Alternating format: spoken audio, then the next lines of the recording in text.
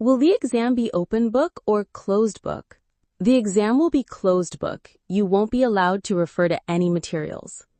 How many marks is each question worth? Each question carries 5 marks, but it may vary by section. Are we allowed to use a calculator? Yes, non-programmable calculators are allowed. Is there any negative marking? Yes, there is negative marking of 0.25 for each wrong answer.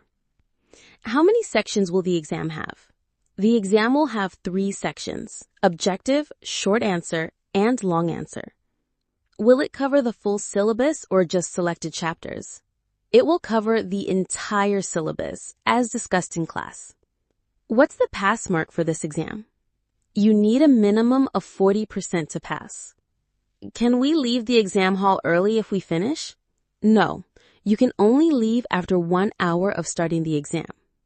Will there be any internal assessment marks added? Yes, internal marks will be added based on attendance, assignments, and class performance.